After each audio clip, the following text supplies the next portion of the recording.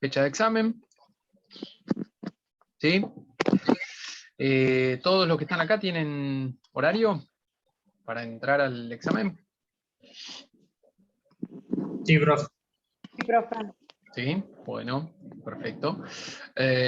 Bueno, ¿alguna duda con respecto a eso, a la metodología del examen? Sí, profe, yo tengo una duda. Bien, Eh, te escucho. ¿Lo que tenemos que estudiar es la teoría que nos dejaste vos en el Classroom o también según los videos de los compañeros también agregar información de ahí? No, la teoría, con la teoría alcanza, digamos. Ah, perfecto. ¿Sí? De hecho, en algún caso, por ejemplo, hay algún compañero que tuvo algún error, por ejemplo, de contenido, y no quedó, yo se lo aclaré obviamente cuando lo corregía a él, pero no quedó aclarado para todos, entonces es como que ahí estarían estudiando con algún error. ¿Sí? Lo de la teoría alcanza para Más que estudiar nada eso. porque por ahí, en la teoría que mandaste, nombra determinadas cosas, pero no dice el concepto. Por ejemplo, como Ajá. me pasó a mí con la ley autonómica. Ay, nunca me sale el nombre, bueno. Autoamnistía, bien. Sí, bueno, con esa ley, por ejemplo, en el texto no dice qué ley es, en qué se basaba la ley. ¿Entendés? Ajá. Sí. Eso yo. Lo que pasa es que la palabra autoamnistía más o menos te da una pauta. No, Sí, pero puede ser. para darte un ejemplo, porque Sí, calculo está que bien. hay muchas cosas que no están especificadas. Sí, perfecto. Sí, la idea de los textos esos, que básicamente los hice yo, es que esté el más, como son muchos temas, lo más resumido posible en ese sentido, y los temas más importantes sí tienen una pequeña profundización, si no es demasiado tampoco. Le hago una consulta. A mí en el caso cuando yo hice el video, Sí. la presidencia de Ilia decía como que regulaba, en el texto decía como que había regulado el tema de los medicamentos. Sí. Yo después buscando lo amplié con que había lanzado la ley de medicamentos. En el caso que solamente digamos que está regulado, ¿alcanza? O en ese caso como que tendríamos que ampliar la información. No, alcanza. Sí. No, con lo del texto, simplemente alcanza. ¿Sí? No voy a pedir nada que no esté en el texto, eso ténganlo claro. Sí, si alguno agrega, bueno, ahí juzgaré si lo que está agregando, porque lo sacó de otro lado, porque se acuerda, porque lo escuchó en clase, no sé qué, ahí lo juzgaré a ver si lo que agrega está bien o mal. ¿Sí? Eh, pero no es que van a tener no están obligados a decir algo que no esté en el texto. ¿Sí? Tampoco voy a preguntar cosas que dije en clases y que no están en el texto. ¿Sí? Lo de las clases más que nada es una explicación, una profundización de algunos temas, aclaramos dudas, pero lo fundamental es lo de los textos. ¿Sí? Así que en ese sentido, si estudian ahí, no van a tener problemas. ¿Sí? De hecho, yo siempre los leo el día anterior como para ver específicamente hasta dónde, para recordar específicamente cuán profundo era determinado tema.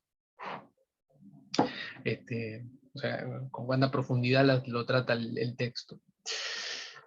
Así que por eso no van a tener problemas. Bien, ¿alguna otra consulta?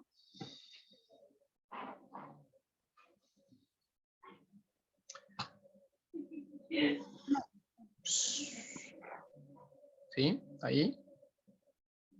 Bueno, recuerden que por más que estén que siempre lo tengo que aclarar por las dudas, por más que estén en grupos, ¿sí? Yo hago preguntas específicas a cada uno, por lo tanto no se pueden dividir los temas. Eso lo aclaro por las dudas, todos tienen que estudiar todo. Ese día van a tener que entrar solamente en su horario, ¿sí? No es que entran en el horario de siempre y después saludan, se van y después vuelven, no, simplemente entran en su horario. Si alguno no puede conectarse, bueno, tendrá la chance de recuperatorio la siguiente semana, ¿sí? Y bueno, el recuperatorio también, hay que aclararlo nuevamente. Si alguno no hizo el video, tiene que hacerlo para la semana de recuperatorio. ¿Sí? Si alguno no hizo el trabajo escrito o lo desaprobó, tiene que dar esos temas en forma oral el jueves de recuperatorio, ¿sí? Que es el jueves de la otra semana, no el de la siguiente, ¿sí? El último jueves de clase, que es el jueves 15. Y pueden recuperar el examen oral o bien el recuperatorio, ¿sí? Pero no las dos cosas. ¿Está bien? Bueno, más que nada eso. No sé si hay alguna duda. Yo igualmente la semana que viene, una vez que terminen de rendir, le voy a decir a cada uno, en el examen te sacaste tanto, te queda tanto, ¿sí? Y ya promocionaste la materia, o tenés la posibilidad de rendir el recuperatorio, o tenés sí o sí que hacer el recuperatorio con tal tema, eso lo van a saber también la semana que viene. ¿Sí? Yo las notas las defino ahí cuando termino el examen oral. ¿Sí? El examen solamente de historia argentina, exacto. Y Tony Cuadrado. Bueno, está bien, después te agregamos en cualquier horario. No sé si alguno más, me parece que están todos, por lo menos los que están acá. Me acuerdo de haberlos puesto, creo que a todos.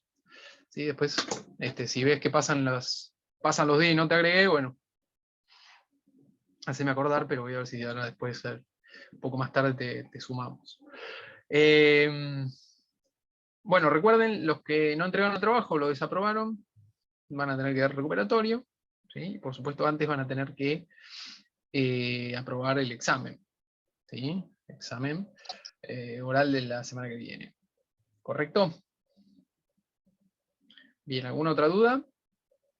Sobre los temas, sobre lo que sea. Tobías, vos tampoco. Ah, tampoco estás en la lista, ok. Bueno. Sí, básicamente los horarios son. O sea, son horarios de cursada, nada más que algunos por ahí a veces me llega medio tarde porque salió de trabajar tarde. Y bueno, tratamos de ponerlo en la última hora, pero en el último turno. Pero después mucho más que eso no hay para elegir, no es que pueda dar a las 3 de la tarde.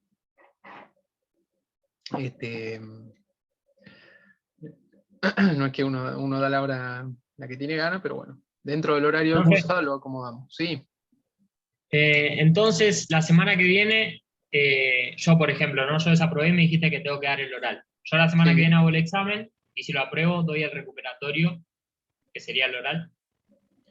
sí. Tenés que. Primero, la semana que viene es el examen oral. ¿Está bien? Sí. Si vos lo aprobás, la otra semana tenés que dar el recuperatorio sobre los temas del trabajo práctico Sí.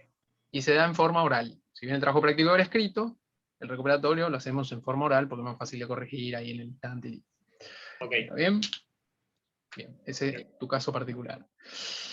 Si algún otro no solamente desaprobó el trabajo, sino que además debe el video, que no es tu caso, Leo, porque vos el video lo hiciste, pero en algún caso sí, no solamente va a tener que hacer el recuperatorio, sino que va a tener que hacer el video también.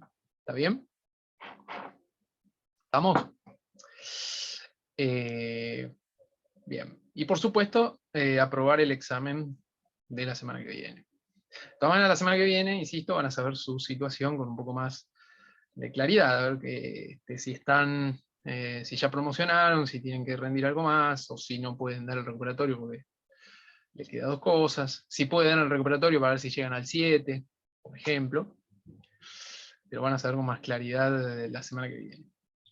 ¿Sí? Aquel que ya desaprobó el trabajo práctico escrito, sabe que dentro de 2 semanas lo va a tener que dar, entonces, además de estudiar para el examen de la semana que viene, puede hacerlo también para el recuperatorio ya. Bien. ¿Alguna otra duda, pregunta?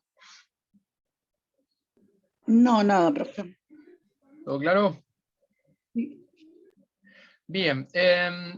Insisto, los temas son de historia argentina, por las dudas, ahora les digo, pero creo que los archivos están incluso numerados.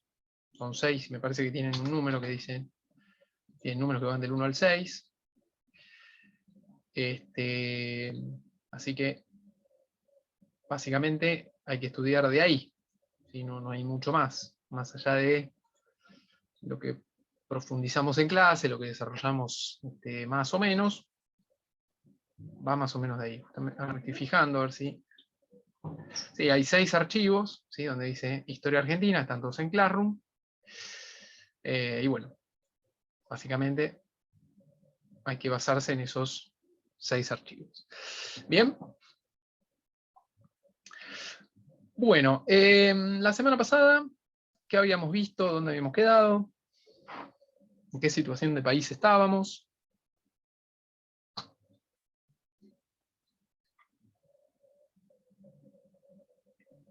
De a uno y sin pelearse, por favor, no se pisen, no se interrumpan.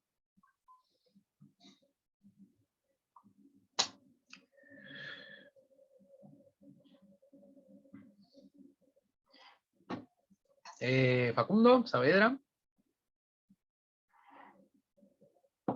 ¿Dónde habíamos quedado? Puede ser que habíamos visto algo de Galtieri y sobre más o menos el 82 por ahí. Bien, es una posibilidad. Igual ya habíamos pasado eso. Bueno, habíamos salido de la... Habíamos visto eso la clase pasada, pero lo habíamos pasado también. ¿Sí? Ya estábamos con el regreso a la democracia. ¿Sí? Regreso a la democracia que se dio con ¿qué presidente? O sea, o mejor dicho, ¿quién ganó las elecciones en el regreso a la democracia? Alfonsín. Bien, Alfonsín, ¿de qué partido? De la Unión Cívica Radical. Bien, Alfonsín de la Unión Cívica Radical, ¿sí? Es quien gana las elecciones. No sé si lo dijimos, pero son las primeras elecciones presidenciales que pierde un candidato peronista. Y quien gana es Alfonsín. ¿Sí? A ver si tenemos algunas cosas acá. Vamos a repasar algunas cosas, ya las dijimos. ¿Sí? Alfonsín, esto se ve, sí. Está viendo, ¿no? Sí, creo que sí. ¿Se ve? Sí. Sí, profe, se ve. Bien, bien, gracias. Bueno, Alfonsín, insisto, radical. ¿Sí? Tenemos, con Alfonsín se da una primera etapa donde hay lo que se llama una primavera democrática. ¿Sí? Donde se desarticula todo el aparato represivo, donde queda claro que hay plena vigencia de la Constitución, donde hay respeto por los derechos humanos, donde hay libertad de expresión. ¿Sí? Esto se ve en distintas manifestaciones culturales, como la música, como el cine, incluso hay alguna reforma educativa importante en la época también. ¿Sí? Y Alfonsín, a diferencia del candidato peronista, que era Italo Luder, asume o promete en campaña juzgar a los militares. ¿Sí? Previamente los militares, todavía en el poder, habían sancionado una ley, la que mencionó Claudia, que es la ley de autoamnistía, donde de alguna manera ellos sancionaron una ley para quedar impunes por todos estos crímenes cometidos durante la dictadura. Bueno, Alfonsín la anula, la ley, ¿sí? Y está dispuesto a juzgar a los militares y a cumplir esa promesa de campaña que tenía, ¿sí? De no dejar atrás el pasado, sino investigar y juzgar qué sucedió en esos años absolutamente negros de la dictadura. ¿Sí? Crea la CONADEP, o forma la CONADEP, la Comisión Nacional sobre Desaparición de Personas. ¿Sí? Que ahora recuerdo que lo dijimos la semana pasada, porque estaba presidida por Ernesto Sábato, y hace una semana se cumplió la fecha del nacimiento de Sábato. ¿Sí?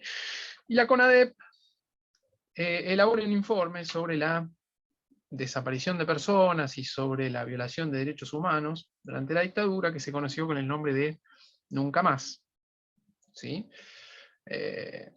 Bueno, actualmente todavía se puede conseguir, en este caso el libro, donde muchos ex detenidos o sobrevivientes de la represión cuentan los tratos recibidos, donde se habla también de los centros clandestinos de detención y demás. ¿Sí? En principio la idea de Alfonsín y del gobierno es que los militares se juzguen a ellos mismos, es decir, los militares se sometan a una justicia militar, justamente, pero ante la inacción de la justicia militar directamente pasan a ser enjuiciados por autoridades civiles. ¿Sí? Esto se da en 1985, donde se da el famoso juicio a las juntas. Tal vez ustedes han visto alguna vez imágenes, ¿sí? Donde se juzga a Videla, a Macera, a Viola, por ejemplo. ¿Sí? ¿Sí? Se condena, por ejemplo, a Videla y a Macera a cadena perpetua, a Viola a 17 años de prisión, y otros militares integrantes de las juntas con algunas condenas menores. ¿Está bien? Es decir, tenemos una primera etapa donde Alfonsín va a ir un poco contra los militares y a tratar de sacarles también poder con reducción del presupuesto. Uno de los problemas que va a tener Alfonsín, el mayor problema a nivel político, va a ser que frente a esto, frente a las permanentes citaciones que tenían los militares a declarar frente a la justicia, van a empezar a ejercer presión a través de distintas rebeliones, ¿sí? Militares, distintos alzamientos militares, que se conocieron con el nombre de alzamientos cara pintada, porque precisamente los militares rebeldes se pintaban la cara, ¿sí? En señal de guerra, señal de combate. No sé si escucharon, ¿alguna vez les suena esto de los carapintadas? Tenía una figura muy emblemática, este movimiento de Sí, militares. la figura Sí. de Aldo Rico. Bien, el líder o el principal, la primera cara visible, era Rico, que estaba reclamando, según él, en contra de los militares de mayor rango y su accionar, ¿sí? Pero también fue una forma, o lo principal fue una forma de ejercer presión frente a estas citaciones permanentes a las que se sometía a los militares, o se los llamaba Buscaban la permanentemente a suspensión declarar. Sí, de los escucho. juicios, buscaban la suspensión de los juicios y todo eso. Bien, exactamente.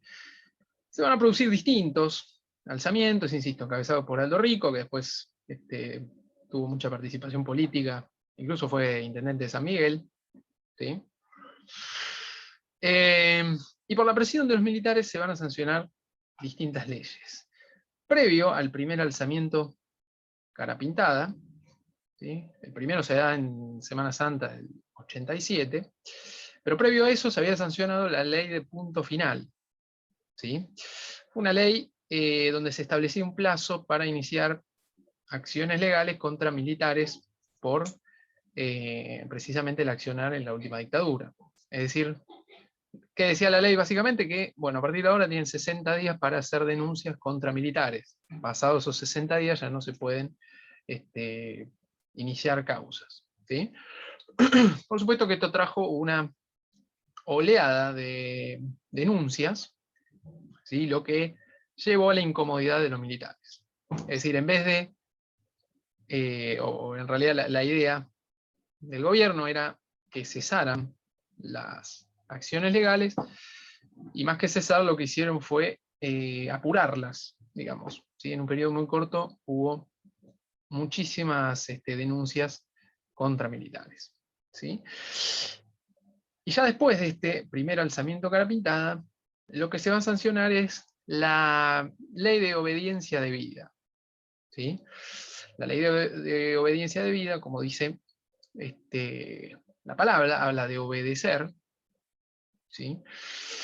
Y lo que generaba esta ley es que se desligara de culpa y de responsabilidad a aquellos militares o oficiales de policía de menor rango que, de acuerdo al espíritu de esta ley, habían obedecido órdenes y por eso habían cometido crímenes y torturas en la dictadura.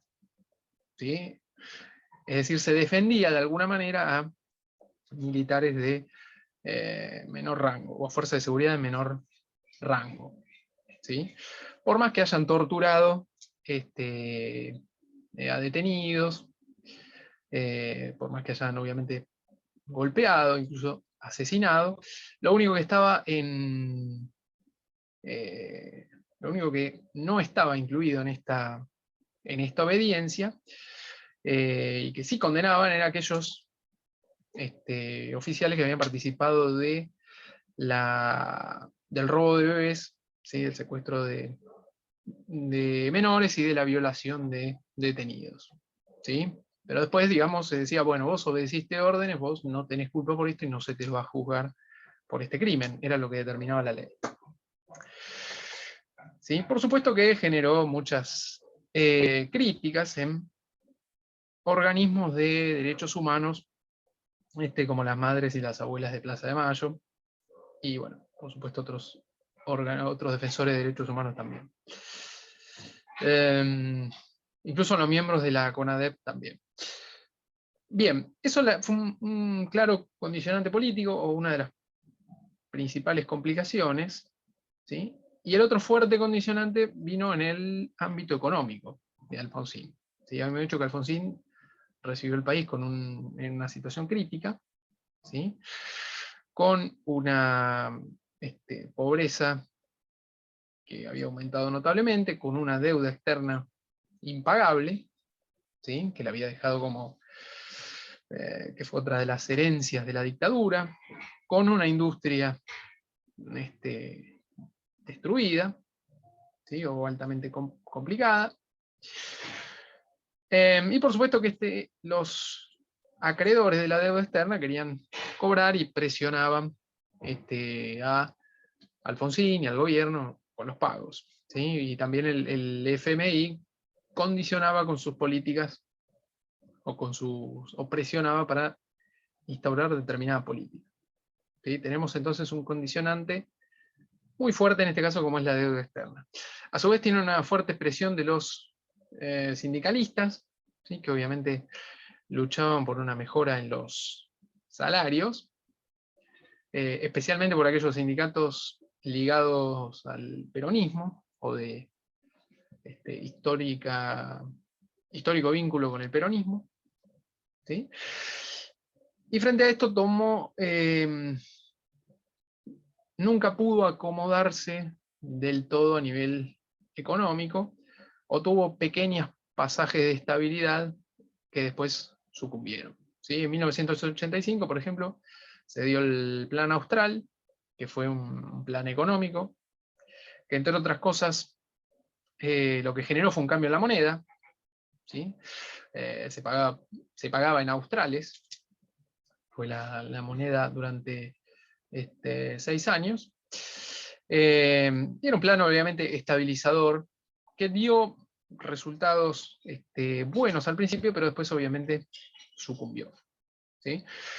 La inflación siempre fue un problema, ya venía siendo un problema desde los años 70, continuó siendo un problema con la dictadura, y más allá de algún pequeño periodo, una pequeña etapa donde bajó, donde bajó la inflación y estuvo un poquito más controlada, después volvió a crecer hasta tener periodos de hiperinflación en 1988 y 1989. ¿Sí? Estamos hablando de, hoy por hoy tenemos, o en algunos años tuvimos más o menos una inflación que rondó el 50% anual. ¿Sí? En ese caso, en el 89, estamos hablando de una inflación del 3000% anual. ¿Sí? Y en algunos meses de una inflación del 200%. Estamos hablando de precios que se cambiaban a la mañana y volvían a subir a la noche, y después al otro día de nuevo, y así. ¿Sí? Por supuesto que con estos periodos aumentaba la pobreza, ¿sí? El salario iba valiendo menos, más allá de las permanentes renegociaciones salariales. Y la situación terminó de explotar en 1989 con, además de inflación, saqueos y demás, ¿sí? Esto llevó a el adelanto de la presidencia o de la asunción presidencial de quien ya había ganado las elecciones algunos meses antes. ¿Sí? Estamos hablando de Menem. Menem debía asumir a fin de año, a fin de 1989, pero por toda esta situación, Alfonsín, digamos, le termina cediendo el puesto meses antes. ¿Sí? Asume, si no me equivoco, en julio. Insisto, toda esta situación, incluso, bueno, Menem también casi que impulsó un poco el adelanto impulsó mediáticamente el adelanto de su gestión, ¿sí? Y es quien asume. Bien, Menem, ¿en qué partido lo ubicamos? Tenemos un radical, en el caso de Alfonsín, y Menem, sí, no sé quién lo dijo, pero ahí creo que fue Leo. Menem, exacto, candidato por el peronismo. ¿Sí?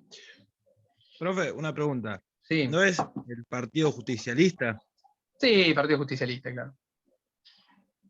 Exacto, sí. Pero bueno, es el peronismo, básicamente. Es Partido Justicialista.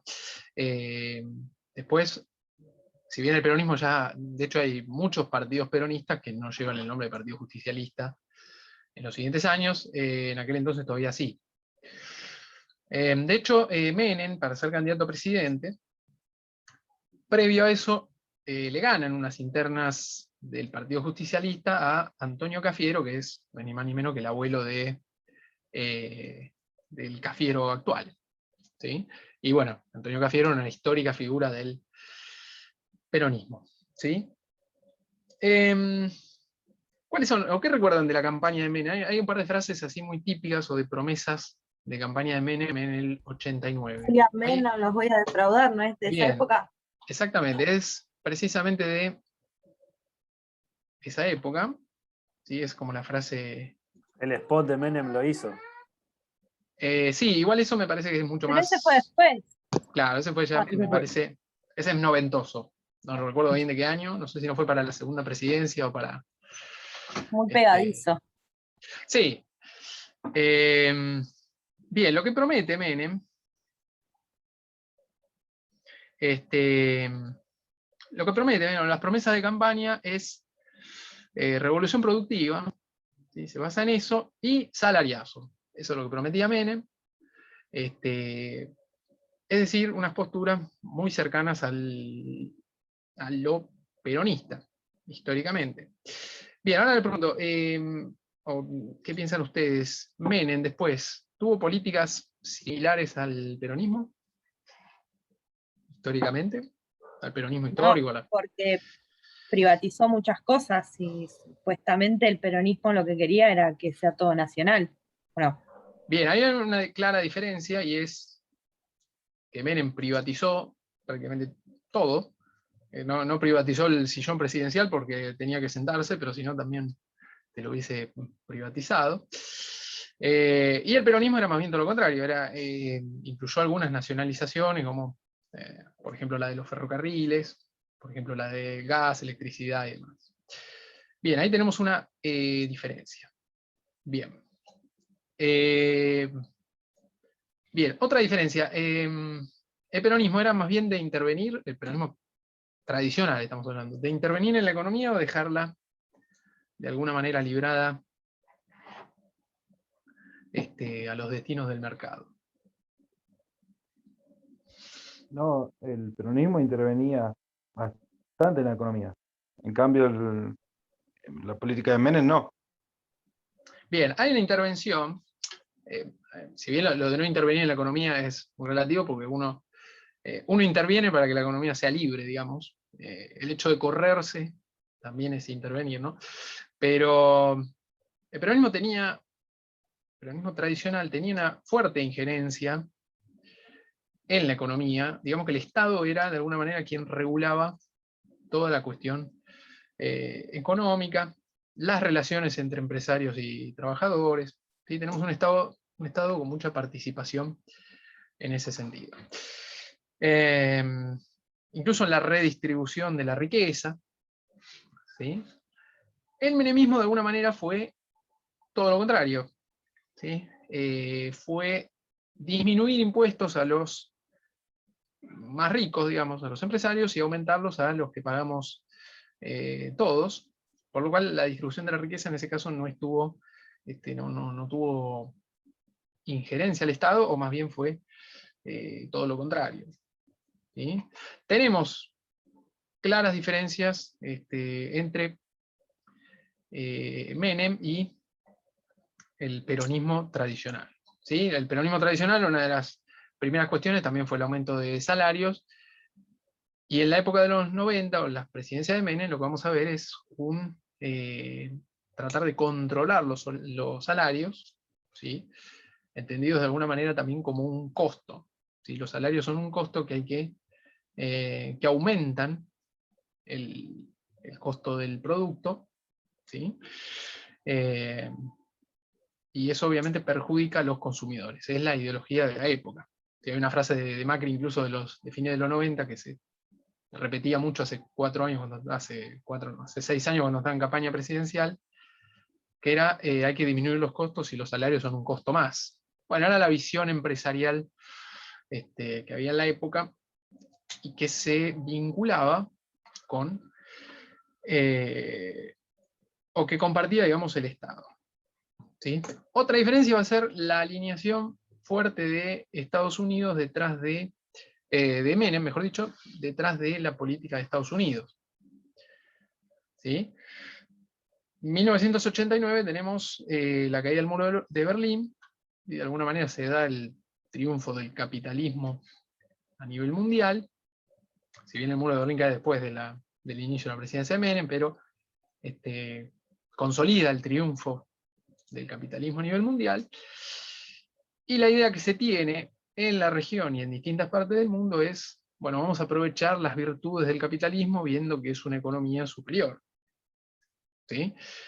Y hay entonces un fuerte alineamiento de Menem con Estados Unidos, cosa que también lo diferencia de Perón, que siempre buscaba evitar esa dependencia económica de las grandes potencias extranjeras, ya sea Inglaterra, Estados Unidos y demás. ¿Sí? Bueno, acá hay un ejemplo también de la clara diferencia del menemismo y el peronismo. ¿Sí? Insisto, Menem asume prometiendo una postura peronista, pero después se va a diferenciar por lo menos de el peronismo clásico. Designa como ministro de Economía a hombres, ¿sí? A asesores de la firma Bunge-Born, que era una empresa histórica de exportación de cereales, ¿sí? Que tenía también distintos productos en la industria alimenticia, como, no sé, harina exquisita, por ejemplo, la que todavía se usa para los bizcochuelos, la yerba nobleza gaucha, las pastas Matarazzo, por ejemplo, bueno, eran distintas marcas, entre muchas otras que pertenecían a Bunge-Born. Estamos hablando de una de las principales empresas nacionales y que había sido histórica opositora del peronismo, como buena parte de los productores agrícolas en la década del 40-50. ¿Sí? Ahí hay una muestra clara de esta diferenciación entre Menem y el peronismo tradicional. ¿Sí? Menem se defendía diciendo que, bueno, en realidad Perón no es que tuviera una postura definida, sino que se adaptaba a la época, y él estaba haciendo lo mismo, adaptarse a la época. Digamos que en el argumento un poco de razón tenía, pero no deja de alejarse completamente de esta ideología peronista tradicional. ¿Sí? De hecho, esto va a generar, no me acuerdo si está en el texto, pero lo menciono, va a generar disconformidad en distintos sectores peronistas tradicionales que van a alejarse, o van a ser opositores al gobierno de Menem y van a formar un frente que se llamó Frente Grande, ¿sí? Entre una de las figuras más importantes de ahí, o el que tuvo más después desarrollo político, fue Chacho Álvarez, ¿sí? Que llegó a ser incluso vicepresidente de la Nación. ¿Sí? Es decir, hay un grupo de peronistas que se va alejando y van siendo críticos del gobierno, ¿sí? En este caso. Bien, en cuanto a lo económico, mencionamos las privatizaciones, ¿sí? De telefonía, de electricidad, aerolíneas argentinas, YPF, ferrocarriles, ¿sí? Entre muchísimas otras. Y lo que genera obviamente esto es despidos, ¿sí? Despidos masivos de trabajadores. Antes que se nos corte la reunión, pongan por favor nombre y apellido en el chat, ¿sí? Ahora retomamos a partir de ahí.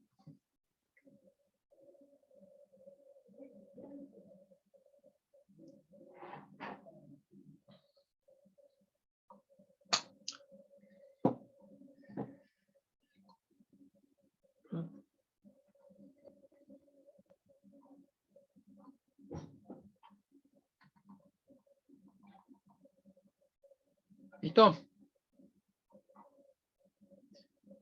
Bien.